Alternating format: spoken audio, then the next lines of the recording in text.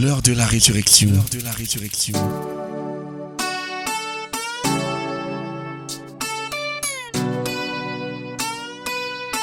L'heure de la résurrection. L'heure de la résurrection. C'est l'occasion pour vous d'entrer en contact avec la puissance qui ressuscita Jésus-Christ d'entre les morts. L'heure de la résurrection. La résurrection. Une parole de foi pour la transformation de votre situation et la victoire sur vos ennemis. L'heure de la résurrection. Pour vous servir, le révérend pasteur Asimba Roger de la congrégation baptiste camerounaise Paroisse Rema Center. L'heure de la résurrection. L'heure de la résurrection. L'heure de la résurrection. L'heure de la résurrection. La résurrection.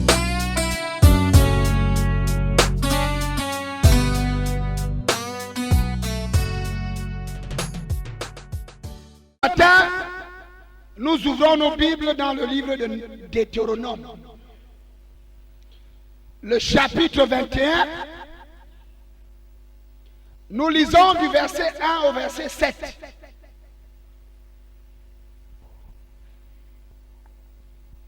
Si l'on trouve dans le pays que l'Éternel, votre Dieu, vous donne à posséder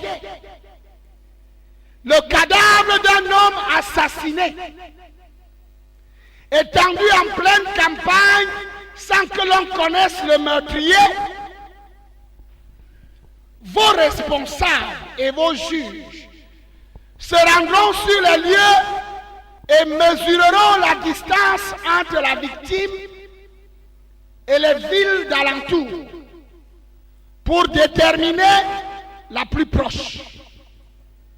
Les responsables de cette ville prendront une génisse qui n'aura pas encore été employée au travail et n'aura jamais porté le joug.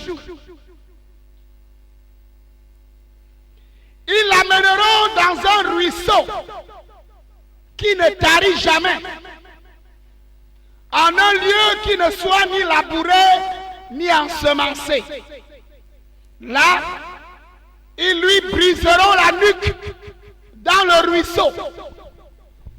Alors les prêtres, descendants de Lévi, s'avanceront, car ce sont eux que l'Éternel votre Dieu a choisis pour être à son service et pour donner la bénédiction en son nom. Leurs décisions trancheront dans tout litige et tous les cas de coups et de blessures. Puis, les responsables de la ville en question, désignés comme la plus proche, se laveront les mains au-dessus de la génisse décapitée dans le ruisseau. Et ils déclareront: ce ne sont pas nos mains qui ont répandu ce sang. Et nos yeux n'ont été témoins de rien. Le deuxième passage, c'est dans l'évangile de Jean, le chapitre 20, le verset 1. Le dimanche matin, très tôt, Marie de Magdala se rendit au tombeau. Il fait encore très sombre. Elle vit que la pierre fermant l'entrée du sépulcre avait été ôtée de devant l'ouverture. Alléluia. La résurrection. La résurrection de Jésus-Christ est venue pour accomplir des choses essentielles dans la vie de ceux qui croient. La résurrection de Jésus-Christ peut changer le cours de ta vie. La résurrection de Jésus-Christ peut te donner un nouveau départ. Nous vivons dans un monde où il y a des litiges, et beaucoup de litiges. Nous vivons dans un monde où nous sommes confrontés à de nombreux problèmes, à de nombreuses accusations. Dans le passage que nous avons lu dans Deutéronome, l'Éternel donne des instructions aux enfants d'Israël alors qu'ils n'étaient même pas encore dans la terre promise. Ils étaient encore dans le désert. Mais Dieu leur donne des instructions à propos de la vie dans la terre promise. Oh, dis amen à haute voix. C'est-à-dire que Dieu était sûr, il savait qu'ils vont entrer.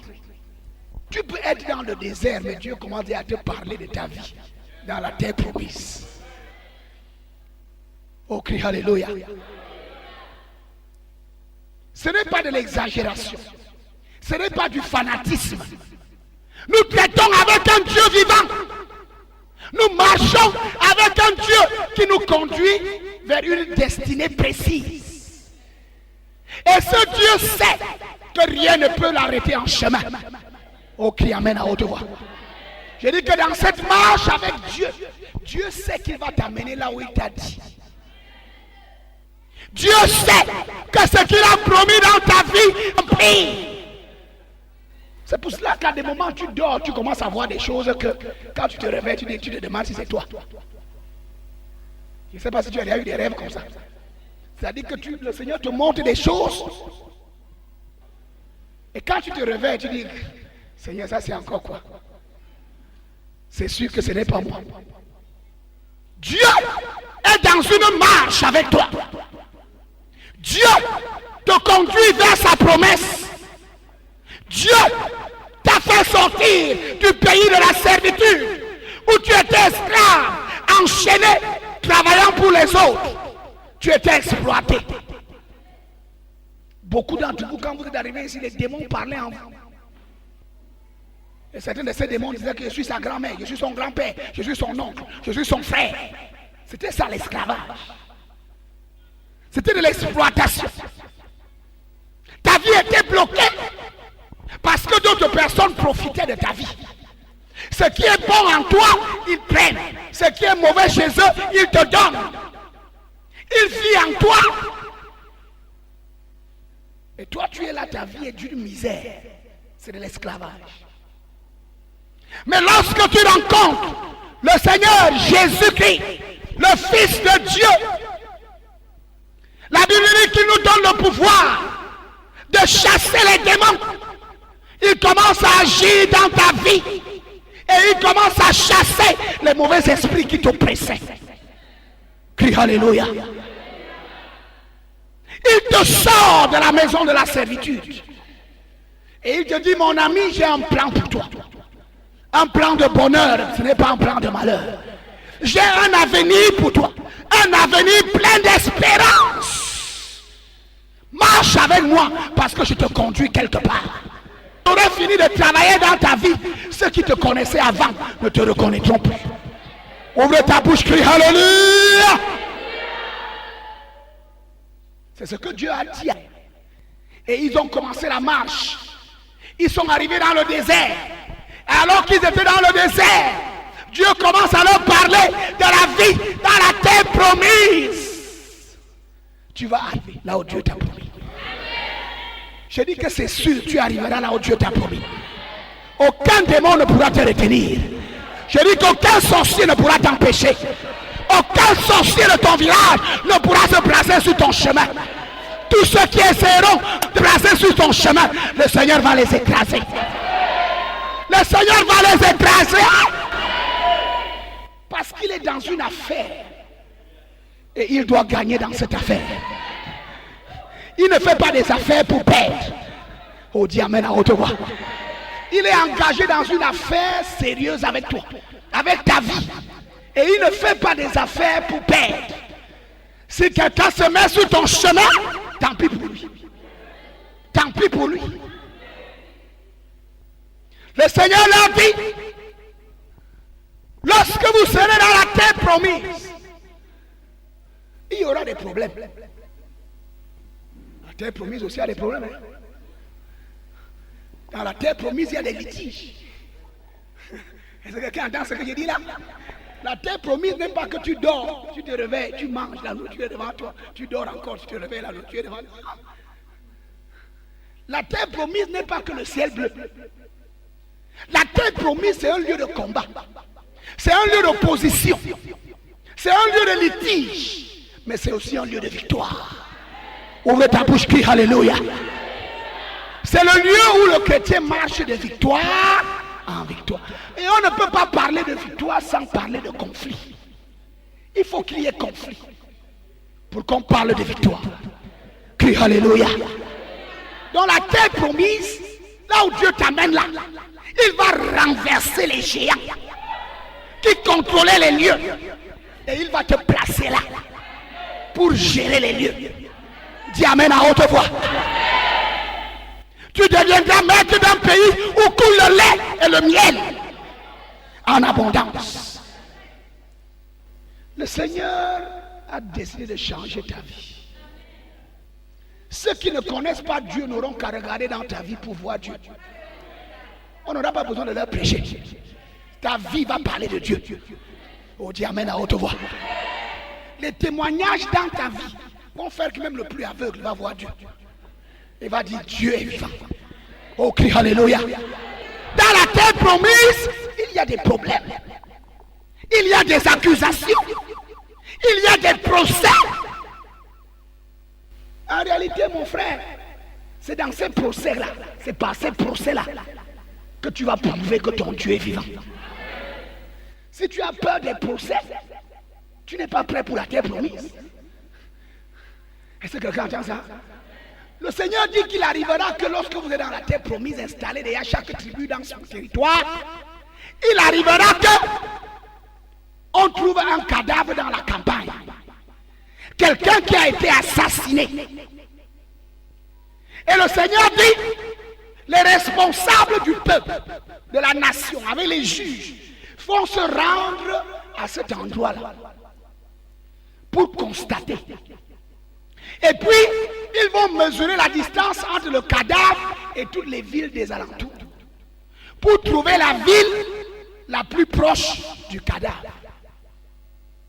Et lorsqu'on trouvera laquelle des villes est plus proche, on va se rendre parce que c'est la ville là qui est coupable. C'est ce que Dieu dit. On va se rendre vers cette ville et on va commencer à chercher le coupable là-bas.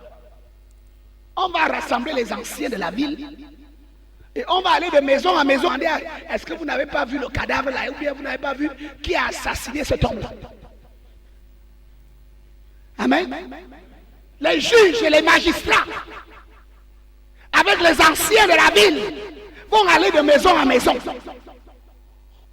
pour chercher le coupable. Parce que le fait que le cadavre se trouve plus proche de cette ville, Dieu dit que c'est la ville. C'est cette ville-là qui est coupable. Amen. Ou alors le coupable se trouve dans cette ville. Lorsqu'on n'aura pas trouvé le coupable, lorsque tout le monde dira, je n'ai ni vu le cadavre, ni vu la personne qui l'a assassiné, alors les anciens de cette ville-là vont prendre une génisse, un animal. Et avec les juges et les responsables, ils vont aller vers un torrent qui ne se tarit jamais. Ils vont casser la nuque de cette génisse. Et ils vont décapiter cet animal sur cette rivière. Et le sang de cet animal sera mélangé avec l'eau. Et là, les anciens vont laver leurs mains avec cette eau mélangée de sang.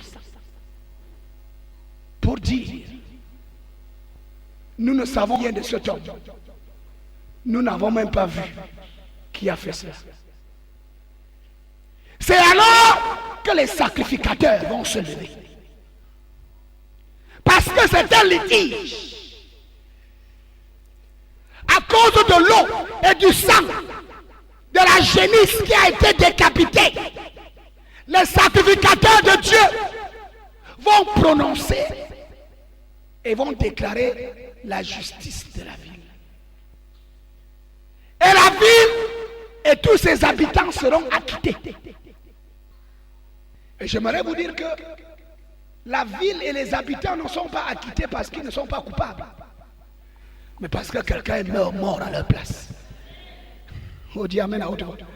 Parce que Dieu a déjà dit qu'ils sont coupables. C'est pour ça que tout le monde s'est rendu chez eux. Ils sont coupables.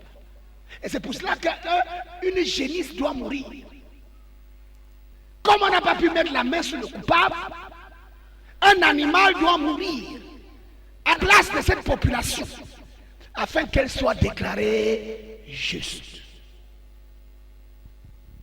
Alléluia.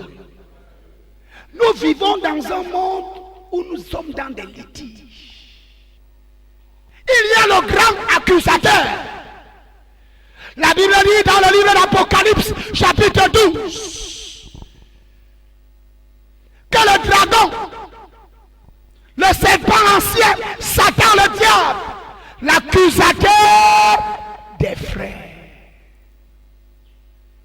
Nous vivons dans un monde où il y a un accusateur, un champion dans l'accusation.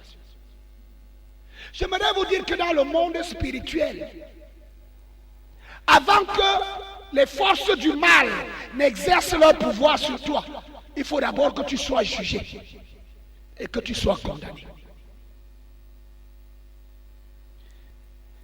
Il faut qu'on t'accuse. On ne mange pas n'importe qui à la sorcellerie. C'est d'abord un condamné. On le juge selon les coutumes du village. C'est un gars qui ne vient jamais au funérailles.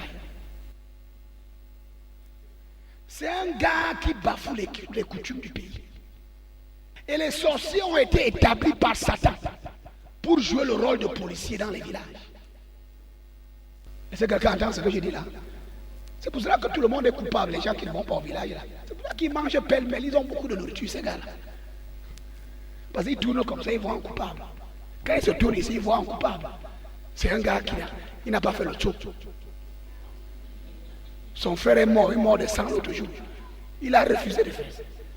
On lui a dit allez voir, faire telle chose sur la tombe de son père, il a refusé. On lui a dit de faire telle coutume, il a refusé. Donc les sorciers, avec leur grand maître, le diable, partout où ils se trouvent, ils trouvent des coupables. Parce qu'ils ont été établis pour se rassurer que tout le monde obéit aux coutumes et aux traditions du village. Et quand quelqu'un n'obéit pas, il passe par le tribunal. Il est jugé et il est condamné. Et dans leur tribunal, tu es condamné. Et tout ce qu'ils veulent, c'est pour cela qu'ils peuvent faire tout ce qu'ils veulent. Ils peuvent dire que il y a beaucoup de peine. Parce que tu es coupable, on peut dire que toi, tu ne vas pas avoir de diplôme. Parce que tu es coupable, dans notre tribunal, tu auras des diplômes, mais tu n'auras pas de travail. Parce que tu es coupable, on peut te donner une malédiction qui court sur toi. Je voudrais raconter l'histoire de ce gars qui est parti bâtir la tombe de mon beau-père. Est-ce que vous m'entendez? C'est un gars qui est sorti de l'école normale supérieure des travaux publics. Il m'a appelé quand il a su que j'étais pasteur. Il dit que pasteur, prie pour moi. Parce qu'on m'a maudit. Je suis sorti de l'école normale supérieure des travaux publics. Et depuis que je suis sorti, tous les travaux que je trouve, ce n'est que construire les tombes. C'est-à-dire que les seuls contrats que je trouve, c'est qu'il y a quelqu'un qui est mort là-bas, viens construire la tombe. Il y a quelqu'un qui est mort dans telle famille, viens construire la tombe.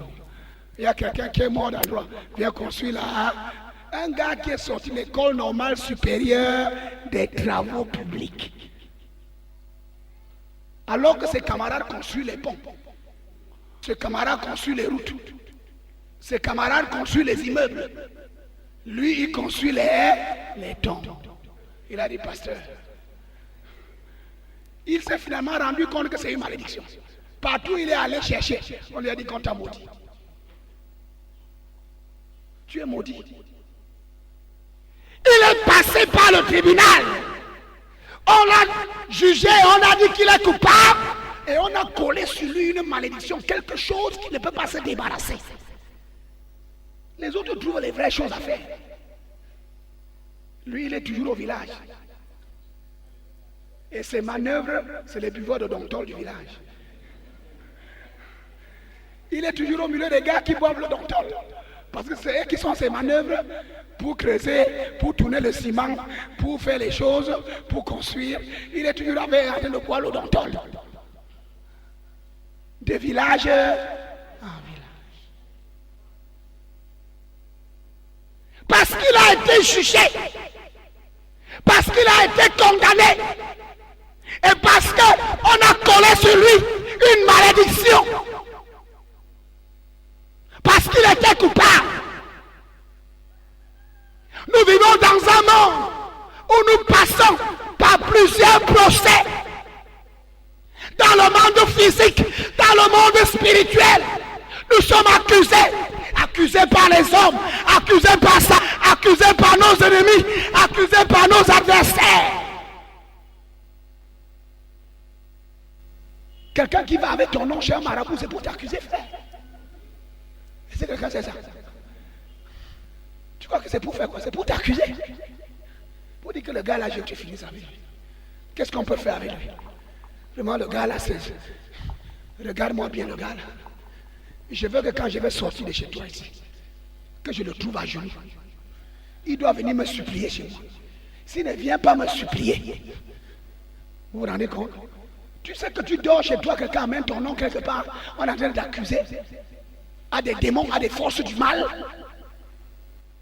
Et il paye beaucoup d'argent pour que le marabout libère les puissances et les ténèbres derrière toi. Pour te condamner, pour te presser, pour t'arrêter, pour te frustrer. Nous vivons dans un monde de litiges. Mais le Seigneur dit, pour ceux qui ont cru en lui, tu ne seras pas condamné. Tu ne seras pas condamné. Dans la terre promise, tu peux être accusé, mais personne ne te condamnera. La Bible déclare que toute arme fabriquée pour te faire du mal n'atteindra pas son but. La Bible déclare que toute langue qui se lèvera en justice contre toi, toi tu la condamneras. Lève ta main, crie alléluia. Nous sommes dans plusieurs procès. À ton lieu de service, il y a les gens qui veulent ta tête. Tu fais ton travail bien, mais ils veulent qu'on te renvoie. Chaque jour, ils ont ton nom à la bouche et te font passer d'un patron à un autre. Dans les accusations. Parce qu'on doit te renvoyer. Parce que lui, il doit prendre ta place. Parce que tu ne dois pas continuer à recevoir ce salaire. On t'accuse. On t'accuse. Mais la Bible déclare, ceux qui sont dans la promesse de Dieu. Oh, c'est ça la terre promise. La terre promise, c'est la promesse de Dieu. Ceux qui marchent dans la promesse de Dieu. Ceux qui avancent dans la promesse de Dieu. On aura beau t'accuser, personne ne pourra te condamner. Oh, dis amen à haute voix. Remarquez que le Seigneur met cette disposition avant même qu'ils arrivent à la terre. C'est-à-dire qu'avant que le diable ne pense à t'accuser, le Seigneur t'a déjà acquitté. Oh, crie alléluia! Le Seigneur t'a déjà acquitté. Parce que notre Dieu voit. Il voit ce qui se passe dans le noir. Il voit ce qui se passe dans l'esprit. Il voit ce qui se passe dans le monde visible, ce qui se passe dans le monde invisible. Notre Dieu voit. Il voit les multiples accusations. Contre toi, contre ta maison, contre tes enfants, contre ta carrière, contre ton ministère. Ton Dieu voit.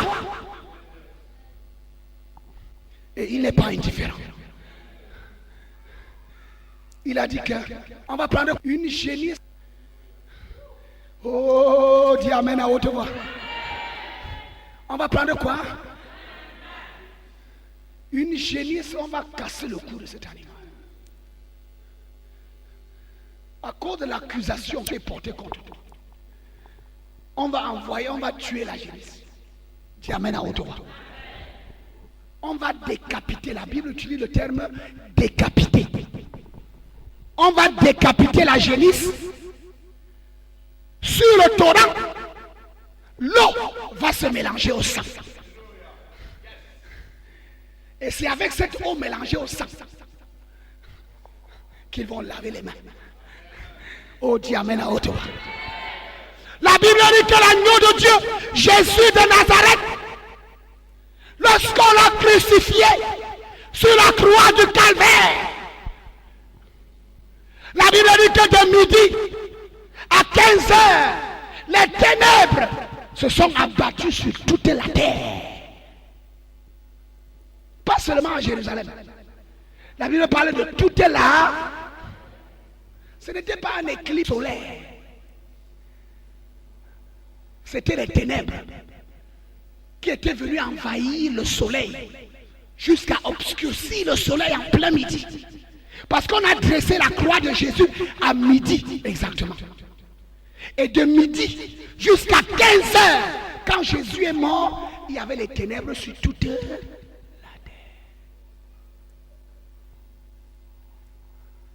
Parce que Jésus a été maltraité par les forces des ténèbres à ta place. Parce que Jésus-Christ, l'agneau de Dieu, a été jugé, condamné, et il a porté ta punition. Et la Bible dit qu'à la fin, après que Jésus ait rendu l'âme, les soldats romains sont venus examiner les 3 condamnés. Ils ont trouvé que les 2 voleurs qui étaient autour de Jésus étaient encore vivants. On a cassé leurs pieds. On a brisé leurs pieds pour que le sang coule encore beaucoup plus vite. Vous savez, la mort par crucifixion était atroce. Parce que les gouttes de sang, tu perdais les gouttes de sang, une goutte après l'autre. Ça te vidait complètement de ton sang. Et pendant que cette mort, pendant que tu étais crucifié et que tu étais vidé du sang, tu avais des douleurs atroces. Et la Bible dit, ils ont trouvé que Jésus est déjà mort. Parce qu'il avait trop perdu de sang, on l'avait déjà trop battu. Et la couronne d'épines et tout ce qu'on a fait sur lui. La Bible dit, ils ont cassé les jambes des 2 brigands pour précipiter leur mort. Quand ils sont arrivés vers Jésus, ils ont trouvé qu'il était déjà mort. Mais comme ils ont été envoyés pour se rassurer que les condamnés sont morts, quoi qu'ils ont constaté que Jésus était mort, ils n'ont pas cassé ses jambes. La Bible dit qu'un des soldats a pris une lance et il a transpercé le côté de Jésus. C'était au niveau du cœur.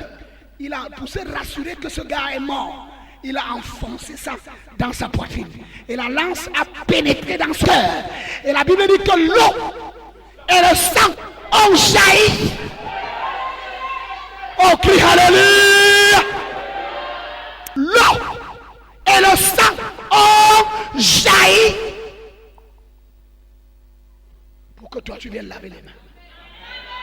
Oh, dis amen à haute voix. Pour que tu viennes laver les mains. L'agneau de Dieu a été volé pour ta justification. L'agneau de Dieu a porté ta condamnation. L'eau et le sang ont jailli.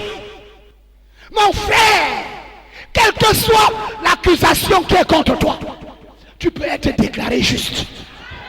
Je dis que tu peux être déclaré juste. Le problème, ce n'est plus les péchés que tu as fait. Ce que Dieu attend de toi, c'est que tu crois. Et que tu aies confiance en lui. Que tu acceptes son témoignage. Que tu acceptes ce que la Bible dit. La Bible dit que c'est pour toi qu'il a souffert. Il était blessé pour nos péchés. Il était brisé pour nos iniquités. Le châtiment qui nous donne la paix est tombé sur lui. Par ses meurtrissures, nous sommes guéris.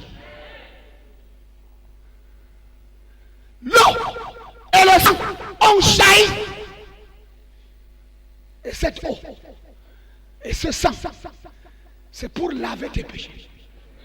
Quelle que soit leur noirceur. Le Seigneur dit dans Ésaïe 1,18, venez, plaidons.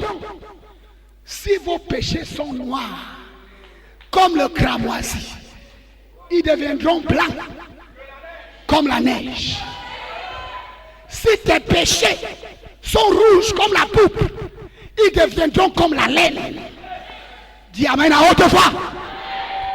Il a pourvu pour ta justification. Quelle que soit l'accusation que les sorciers de ton village ont contre toi, quelle que soit l'accusation que tes adversaires dans ton village, dans ton quartier ont contre toi, tu peux être déclaré juste. Tu peux laver les mains dans le sang et l'eau qui ont jailli de son côté. Parce qu'il est l'agneau de Dieu. Parce qu'il est l'agneau de Dieu.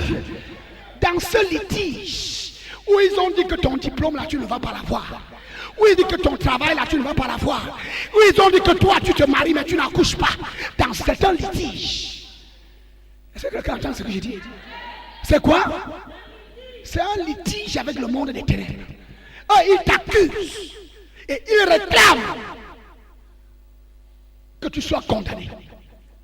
Et la condamnation c'est qu'elle ne doit pas accoucher. La condamnation, c'est qu'elle ne doit pas se marier. La condamnation, c'est qu'il peut avoir les diplômes, mais il n'aura jamais le travail. C'est ça la condamnation. Il réclame. La partie adverse réclame. Qui sait qu'au tribunal, la partie adverse demande et dit au juge ce qu'il doit faire. Quand les avocats se présentent à la barre, chaque avocat dans ses conclusions dit au juge ce qu'il doit faire. Il démontre au juge le droit et il explique le droit et il dit à la fin que à cause de l'explication que j'ai donnée, voici la sentence que cet homme mérite. Si vous avez été au tribunal, vous allez voir que c'est ça. La partie adverse non seulement démontre que tu es coupable, mais elle réclame une sentence particulière. Des fois on demande un dommage et intérêt avec une somme d'argent précise. Est-ce que quelqu'un entend ce que je dis là? La partie adverse réclame des choses. Et tu as été dans ce litige pendant longtemps. Parce que la partie adverse réclame ta condamnation. Parce que la partie adverse a déjà dit ce qui doit t'arriver. Et pendant longtemps tu as vu cela t'arriver. Mais je te dis que ce matin, la libération c'est pour toi. Ce matin, ce qu'on a dit sur ton mari, la libération c'est pour toi. Ce matin, la condamnation, même si c'est la condamnation à mort, elle peut être révoquée. Je dis qu'elle peut être révoquée. Elle peut être révoquée.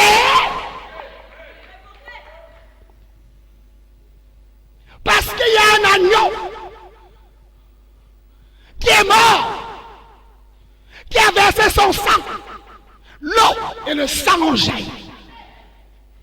Pour que dans ce litige, tu sois acquitté. Et je dis que ce matin, quelle que soit la partie adverse qui s'est levée contre toi, contre ta famille, contre tes enfants, contre ta carrière, je t'annonce que ce matin, il mange la poussière. À partir de ce matin, je déclare par l'autorité de la parole de Dieu, je déclare que le part c'est la poussière. Dis à haute voix poussière. Je dis tout le monde dit poussière. Je dis que les sorciers de ton quartier, je dis que les sorciers de ton village, ils mangent quoi? Ils mangent quoi? Je dis les adversaires à ton lieu de service, ils mangent quoi?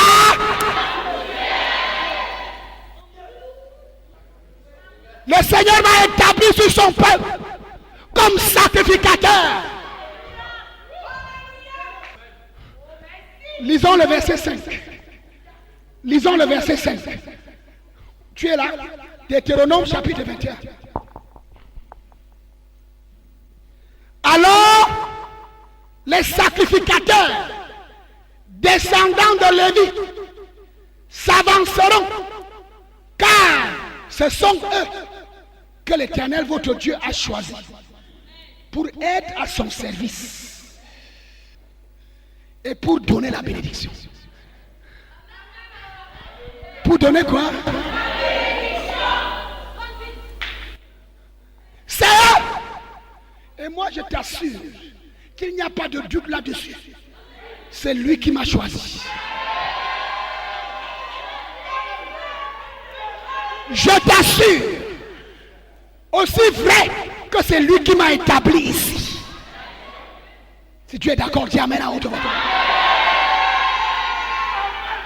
Et il m'a établi ici pour faire quelque chose de spécifique.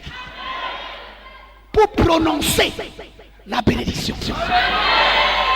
Pour prononcer la bénédiction. Et je déclare que dans ce litige-là, dans ce conflit-là, avec les forces du mal, je déclare que tu es acquitté. Je déclare que ta famille est acquittée. Je déclare par l'autorité de la parole de Dieu que tes enfants sont acquittés. Je déclare, ton commerce est acquitté. Tes affaires sont acquittées. Je déclare que c'est toi qui es juste.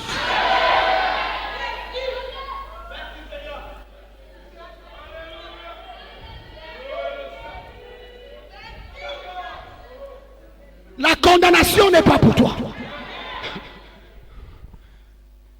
La condamnation n'est pas pour toi. La condamnation n'est pas pour toi. Aucun malheur ne t'arrivera. Est-ce que tu entends ce que je déclare? Dans ce conflit-là, dans ce litige-là, dans cette lutte contre les forces du mal, je te déclare, aucun malheur ne t'arrivera. Aucun malheur ne t'arrivera. Au nom de Jésus-Christ. Je dis que tu vas sortir tête haute. Je dis que tu vas sortir tête haute. Au nom de Jésus-Christ. C'est pour ça que j'ai été établi.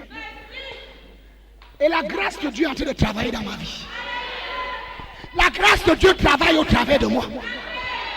La preuve, c'est toi qui es ici. La preuve, c'est là où nous nous trouvons.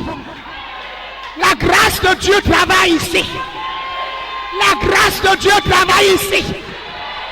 Moi, je t'annonce, tu as la grâce du roi. Tu as la grâce du roi.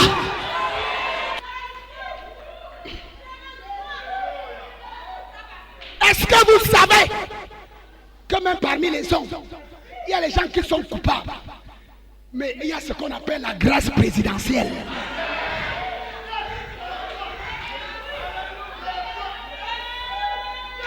Il y a des gens que le tribunal juge et condamne. Mais il y a ce qu'on appelle la grâce présidentielle. Et moi je suis le porte-parole du roi. Je suis le porte-parole du ciel. Pour déclarer que la grâce du roi est sur toi.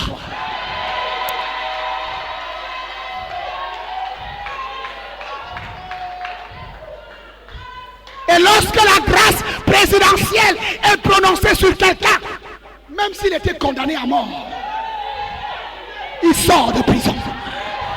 Il sort de prison.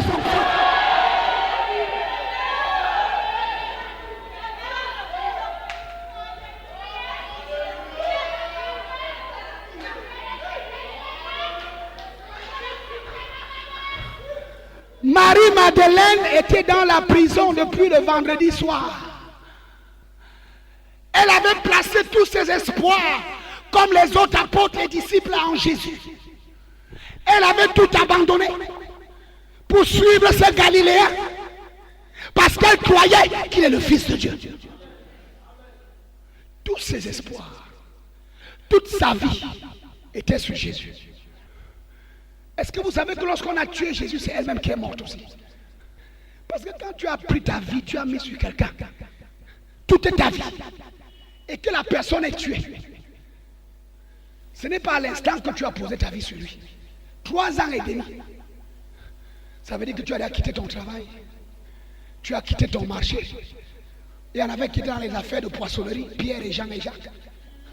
Ils avaient des poissonneries. C'était des grands hommes d'affaires. Ils ont fermé leur poissonnerie. Ils avaient une industrie de pêche très florissante. Ils ont fermé ça pour suivre cet homme. Toute leur vie dépendait de cet homme. Tous leurs espoirs étaient sur cet homme. Et voici qu'on arrête cet homme. Voici qu'il est jugé. Voici qu'il est condamné. Et la Bible dit, tout leur espoir était enterré avec Jésus. En réalité, Jésus et tous ceux qui ont mis leur confiance en lui étaient enterrés. Ah, c'est ça la réalité, frère. Ils ont tout abandonné. Jacques et Jean étaient dans une famille aisée. Leur papa est grand industriel à Capernaum. Il s'appelait Zébédée. La Bible ne donne pas son nom pour rien, parce que c'est pour témoigner, parce que tout le monde connaissait. Ça veut dire que les gens qui lisent pouvaient aller chercher pour voir si c'est vrai. Parce que ce Zébédée était connu. On ne donne pas le nom de quelqu'un qu'on ne connaît pas. Qui va aller le chercher? C'était une famille aisée, c'était un grand. Et voilà que ses 2 fils sont partis avec ce homme. Ils ont abandonné les richesses de leur père. Ils ont abandonné leur avenir chez leur père pour mettre leur vie sur cet homme. Et quand cet homme est mort, leurs vies sont mortes avec lui. Quand on a enterré Jésus, ils étaient aussi enterrés. C'est pour cela qu'ils n'avaient plus rien à faire. La Bible dit que tous sont allés dans une maison, ils ont fermé les portes. C'était l'enterrement. Qui est d'accord avec moi? C'était là, l'enterrement. On va encore devenir quoi? Même la honte qui était sur eux était très grave. Parce que beaucoup de gens avaient essayé de les décourager avant. Ils étaient entêtés. Ils ont dit que non, nous on suit le gars là. On t'a dit que les nouvelles églises qui arrivent là ne sont pas des bonnes églises. Fais attention. Tu es un jeune homme. Toi tu as dit non. Toi tu as dit non. Le Seigneur m'a touché. Ce n'est pas une question d'église. Le Dieu vivant a touché ma vie. Il a changé ma vie. Ce n'est pas pour une église que je suis là. C'est pour le Fils de Dieu que je suis là. Ok, alléluia. Comme on essaie de te décourager aujourd'hui, frère, c'est comme ça qu'on essaie de les décourager. C'est pour cela qu'ils sont allés s'enfermer, parce que la honte même était très grave. C'était la mort. Tous leurs espoirs étaient enterrés avec le cadavre de Jésus dans la tombe. Un homme sans espoir, c'est un homme mort. Qui est d'accord avec moi? C'est un homme mort. C'est pour cela qu'ils étaient enfermés. La Bible dit que tôt le matin,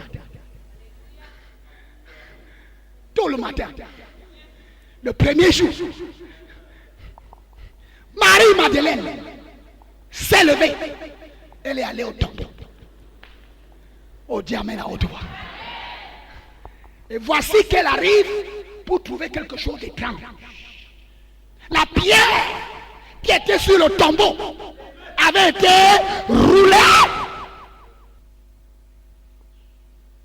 La Bible dit qu'un ange était assis dessus. Au diamètre à haute voix. Et moi je déclare par l'Esprit de Dieu qui est sur moi, toute pierre qui était sur ta tombe, là où on t'a enterré, là où on t'a gardé en captivité, là où on t'a attaché, quelle que soit la pierre qu'on a mis dessus, pour empêcher que tu sortes, je t'annonce ce matin, par la puissance de sa résurrection, que cette pierre est roulée. Dis à haute voix, rouler. Tout le monde, rouler. Encore, rouler. Là où on a caché tes diplômes, là où on a caché tes contrats de travail, là où on a caché le matériel de construction de ta famille, pour dire que personne dans ta famille ne va jamais rien construire. Je dis que là où on a caché ça et on a mis la pierre dessus, dis à haute voix, rouler. Tout le monde, rouler. Encore, rouler.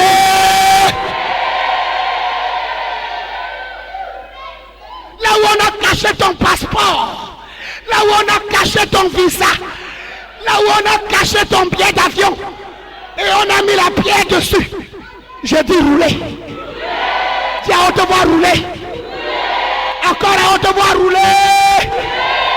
Rouler. Rouler. Rouler. Rouler. Rouler. Tout le monde, rouler.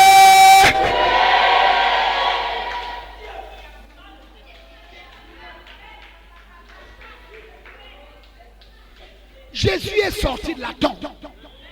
Écoutez-moi. On n'a pas roulé la pierre pour que Jésus sorte. Parce qu'à la résurrection, le Jésus a un autre corps que la matière ne peut pas retenir. C'est pour ça que quand vous lisez à la suite, la Bible dit qu'il entre dans la maison où ils étaient enfermés, les portes barricadées. Jésus apparaît au milieu d'eux. Après la résurrection, les murs n'arrêtent plus Jésus. Les pierres n'arrêtent plus Jésus. Il n'est plus un homme comme toi et moi. Il est quelqu'un de différent. Oh, dis amen à haute voix. Il entre partout, il n'a pas demandé, il n'a pas besoin qu'on ouvre la porte. Il se retrouve dedans. Rien ne peut lui empêcher. Rien ne peut être obstacle sur ce chemin. Ça, c'est le Jésus d'appel à résurrection. Et Jésus, la pierre n'a pas été roulée pour que Jésus sorte. Jésus était déjà sorti. La pierre a été roulée pour que ceux qui étaient enterrés avec lui, qu'ils constatent que tout est fait, tout est fait. Quand Marie-Madeleine arrive et trouve la pierre roulée, la tombe vide, elle ne comprend pas le message. Elle ne décode pas le message. Le message que Dieu lui donne, c'est que Marie, ma fille, tu n'es plus enterrée. Tes espoirs ne sont plus enterrés. Tes diplômes ne sont plus enterrés. Ton mariage n'est plus enterré. Ton contrat de travail n'est plus enterré. Et alléluia. Tu entends ce que je dis là? C'est ça le véritable message que Dieu donne à Marie-Madeleine. Mais elle était tellement envahie par la situation de vendredi. L'angoisse qu'elle ne pouvait pas décoder le message de Dieu. Un ange apparaît, même aux femmes, elle a dit que pourquoi cherchez-vous le vivant parmi les morts? Il n'est plus ici. Il est ressuscité.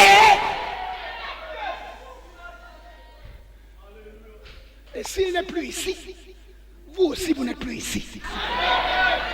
Vous venez chercher quoi ici? Vous venez chercher quoi ici? Vous n'êtes plus ici. Parce que quand il est sorti de la tombe, la Bible dit qu'il est sorti de la tombe avec nous. Oh, crie alléluia. On t'avait jugé, on t'avait condamné, on t'avait déjà enterré. Mais par sa résurrection, il est sorti avec toi de la tombe. Et je dis que tu n'es plus là. Ton diplôme est libéré. Ta carrière est libérée. Ton avenir est libéré. J'ai dit que ton avenir est libéré. J'ai dit que ton... Avec nous. On est ici. Avec... La résurrection.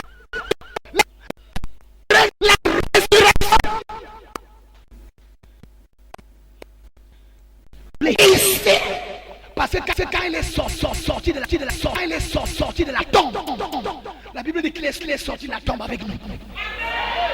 Oh,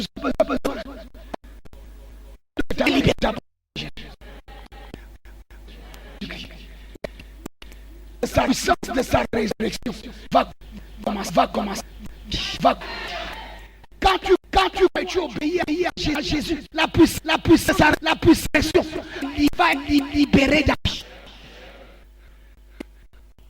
Romains chapitre 4, le verset 24 dit, il a été, le verset 27, il a été livré pour nos fautes. Et Dieu l'a ressuscité pour que nous soyons déclarés justes. Il a été livré pour nos fautes. Dieu l'a ressuscité pour que nous soyons déclarés justes. Ça veut dire que quoi? Dans ton conflit là, tu es juste. C'est pour ça qu'on ne peut plus te condamner. Oh, dis amen à haute foi, mon frère. Oh, je dis que tu es déclaré juste. Quelle que soit la partie adverse, quelles que soient les conclusions de la partie adverse contre toi, quel que soit ce que la partie adverse a témoigné, les preuves même qu'ils ont apportées. Oh, ma soeur, tu es déclaré juste. Quelles que soient les preuves qu'ils ont présentées au tribunal, Jésus est sorti de la tombe. Jésus a été ressuscité. Dieu l'a ressuscité pour que toi, dans ce conflit-là, dans ce litige-là, dans ce litige qui t'oppose aux forces du mal de ton village, que tu sois déclaré juste. C'est pour ça qu'il a été ressuscité. Dieu l'a ressuscité. Ouais, comment le Saint-Esprit interprète la résurrection? Ça, c'est l'interprétation authentique. Dieu l'a ressuscité pour que toi, tu sois déclaré juste. Parce que Dieu savait que même après la mort et la résurrection, le diable va continuer à accuser. Les sorciers vont continuer à accuser. Ils vont continuer à attaquer. Ils vont continuer à venir contre toi pour essayer de prendre ce que Dieu t'a donné. Mais dans ce conflit avec eux, c'est toi qui es déclaré. Tu es déclaré comment? Tu es déclaré comment? Il n'y a pas à taper le corps ce matin. Tu es déjà sorti. Je n'ai pas besoin de crier, frère. Tu as seulement besoin de croire. Ce n'est pas parce que je vais crier, c'est toi qui dois croire. Oh Dieu, amen à haute voix. Je dis que c'est toi qui dois croire. Tu dois croire au témoignage de Dieu.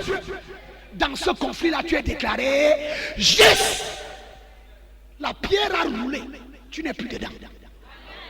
Là où on t'avait enterré, là, tu n'es plus dedans. Dis à haute voix, sorti. Mets-toi debout, mon frère. Tu ne peux pas caresser.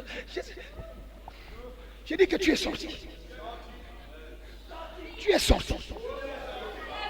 Ton diplôme est sorti. Ton corps est sorti. Tu es sorti de la maladie. Tu es sorti de l'oppression.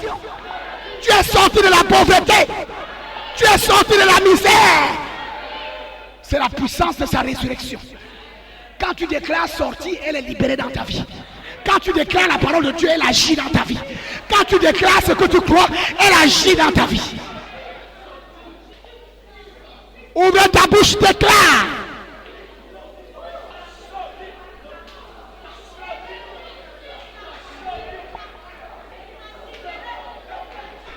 Au nom de Jésus, lève tes deux mains. Tous les enfants, je veux voir vos mains en haut. Dis à haute voix, Seigneur Jésus. Ta parole est la vérité. Je reçois ta parole. Je me tiens sur ta parole. Dans dans tous mes litiges, dans tous les conflits, avec les forces du mal. Jésus de Nazareth, ce matin, je me tiens sur ta parole. Je la reçois dans mon esprit.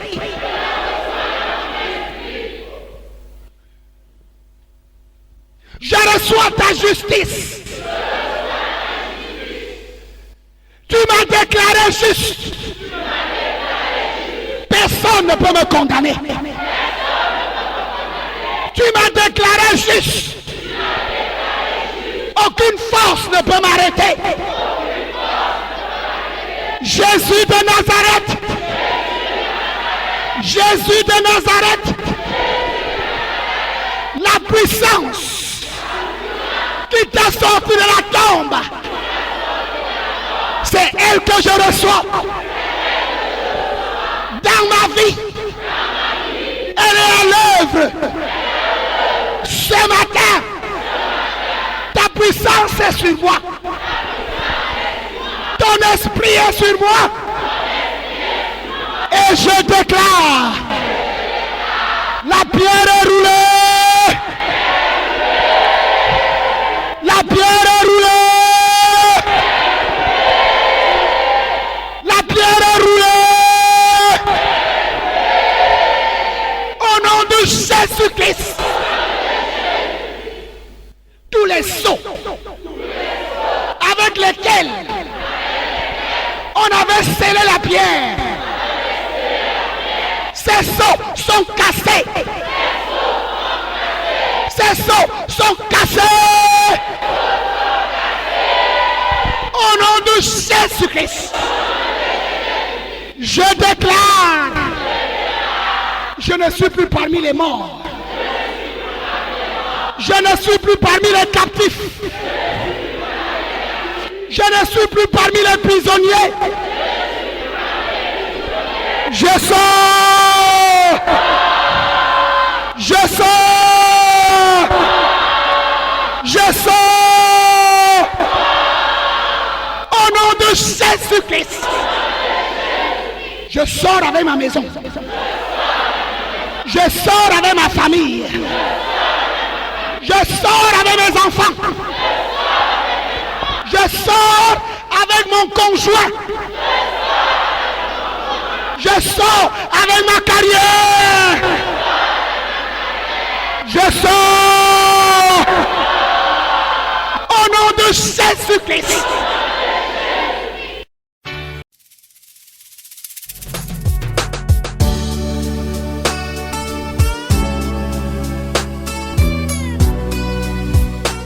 C'était l'heure de la résurrection présentée par le pasteur Asimba Roger de la congrégation baptiste camerounaise Rema Center.